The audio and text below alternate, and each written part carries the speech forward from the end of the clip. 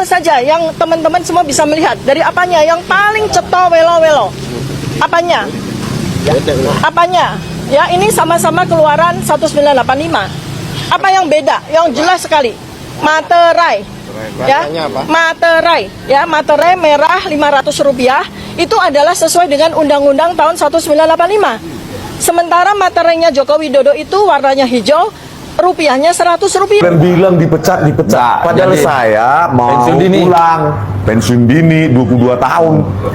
Kalau nggak salah Berarti menang itu, Bang. 2011 ya? Apa itu, Dikabulkan Bang? seluruhnya. Dikabulkan. Saudara, tolong jelaskan secara singkat keahlian saudara yang bisa membuktikan ini.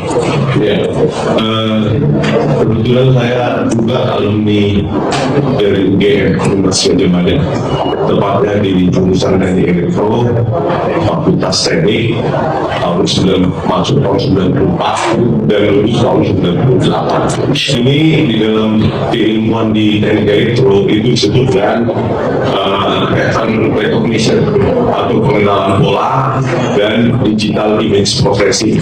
Setelah lulus dari S1, ya, saya menuliskan di S2 juga saya dari Teknik Elektro UGM dan sudah menulis sebuah jurnal yang cukup sulit saat itu, namanya Jurnal Media Teknik UGM. Jurnal Media Teknik UGM saya menulis dengan pembimbing saya bernama almarhum Profesor Dr. Adi Sutanto. Gitu. Oke. Coba lihat baik-baik, Rismon tidak berani lagi tampil di televisi. Nggak berani. Beberapa momentum, Rismon tidak muncul. Hanya Tifa, Roy Suryo. Rismon sembunyi. Di mana Rismon?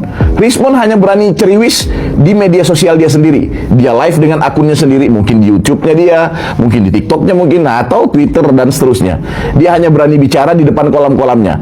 Itu pun sebelum dia live, dia sudah menghapus followers atau orang-orang yang dia anggap tidak sejalan dengan dia. Sehingga dia bisa berkumpul hanya dengan gerbongnya, hanya dengan orang-orang sekolam dengan dia. Agar apa? Agar dia bisa terus memainkan kebohongan-kebohongan. Agar dia ngeles sana-sini, dia menceritakan kepada orang-orang ini. Karena dia yakini para makmum-makmum ini, orang-orang yang di belakang dia ini akan menceritakan kembali di medsos mereka masing-masing. Menceritakan bahwa Rismon ini sedang dizolimi, sekarang ada upaya pembunuhan karakter, coba dibungkam dengan cara apa? Bang Bil dan kawan-kawan melaporkan dia. Bang Rismon, Anda pasti tidak berani muncul di televisi. Padahal kami sangat rindu Anda. Kami merindukan kegalakan Anda di televisi. Ayo dong Om Rismon, ya. Almarhum Rismon, muncullah di televisi kembali. Ya, muncullah kembali seperti sedia kala dan tunjuk-tunjuk orang itu. Kita merindukan itu. Tapi saya tidak percaya Anda akan datang. Kenapa? Karena Anda pasti berhitung. Ketika Anda muncul di media kembali, Anda muncul di layar kaca, di sana ada Andi Azwan yang akan mempertanyakan terkait Yamaguchi Anda. Di sana ada Bang David yang juga akan mempertanyakan bagaimana tentang S2, S3 Anda. Sangat sulit untuk Rismon mengambil pilihan. Saya yakin beberapa waktu terakhir ini baik Aiman, Pak Karni, siapa lagi lah, pasti mengundang Bang Rismon. Tapi Bang Rismon pasti beralasan tidak bisa hadir, bla bla bla. Saya yakin itu. Dan kami menunggu kapan Rismon akan muncul di TV lagi. Kita menunggu itu. Dan kami menitip salam kepada Bang Andi Azwan. Tolong Bang Andi, meminta Bang Andi Azwan nanti atau Bang Bil nanti kalau ada di televisi ketemu Rismon, tolong ditanyakan kepada Rismon dan tolong Rismon mengklarifikasi di hadapan rakyat 280 juta ini terkait surat kematiannya, terkait ijazah palsunya dan seterusnya yang beredar dan kemudian menjadi isu publik yang menyeruak sampai sekarang ini. Tanpa pengumuman dan tanpa protokol ribet, Wapres Gibran Rakabuming Raka mengejutkan warga Manggarai pada malam pertama Ramadan 19 Februari 2026. Hanya berbatik dan bersandal jepit, ia menyusuri gang sempit sejauh 300 meter menuju Masjid Al-Falaah. Bukan sekadar ibadah, Gibran duduk bareng warga untuk menyerap curhatan soal sengketa tanah dan fasilitas umum yang macet. Di sela sambutan singkatnya, ia mengajak jamaah mendoakan Presiden Prabowo agar lancar menjalankan tugas negara di luar negeri. Aksi ini menjadi sinyal bahwa gaya blusukan tetap jadi jurus andalan Wapres untuk memotret realita langsung dari jantung pemukiman padat.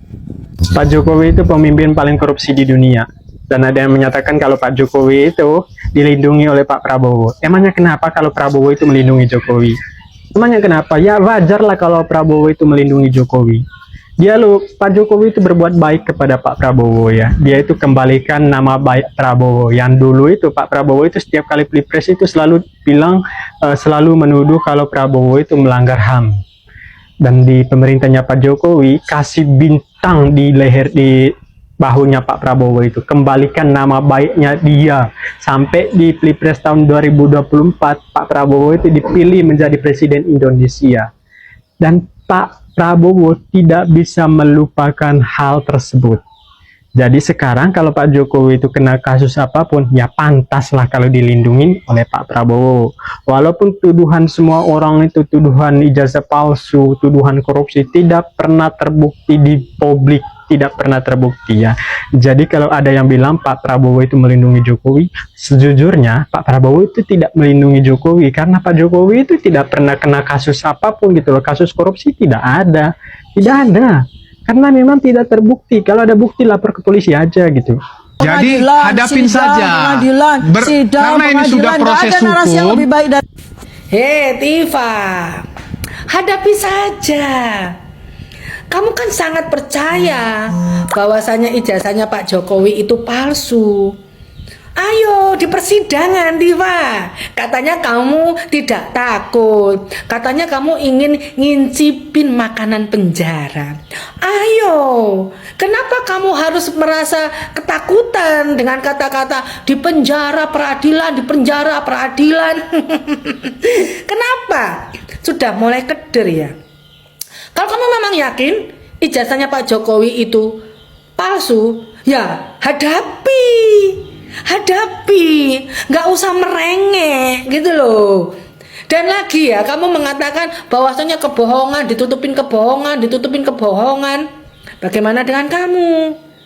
Lambemu loh, gedabrus tingkat tinggi. Katanya kamu sudah dapat dukungan dari dunia internasional dengan mengirim surat ke Donald Trump. Yang belum mbok surati hanya Jinping. Katanya kamu sudah dapat dukungan dari universitas-universitas seluruh dunia. Ya Allah Fatifah, gur masalah ijazah loh, ngerepoti seluruh dunia, diguyu. Sekarang itu mikirin AI, terus Amerika tuh juga mikirin Greenland. Ngapain juga mikirin ijazah? Katanya kamu nggak takut, ya hadapi saja. Kalau kamu nggak takut, walaupun mereka tuh mengatakan peradilan, mengatakan sidang, mengatakan ini, itu ya nggak takut harusnya. Tunjukkan kalau kamu itu nggak takut. Kalau kayak gini malu Mosok Tifa takut sih? Kan mulutmu sendiri bilang kalau kamu nggak takut. Ayolah, lanjutkan, semangat, tunjukkan kalau ijazah Pak Jokowi itu palsu, Fatifah. Selama ini kan kamu hanya pegang tuh fotokopian, sing asline kindi gitu loh. Paling nanti kalau ditanya aslinya mana, yo aslinya di Pak Jokowi. Loh sing asli kan udah ngomong aslinya di Pak Jokowi, berarti kan sebenarnya Pak Jokowi asli. Duh. Anjane wanita bayaran.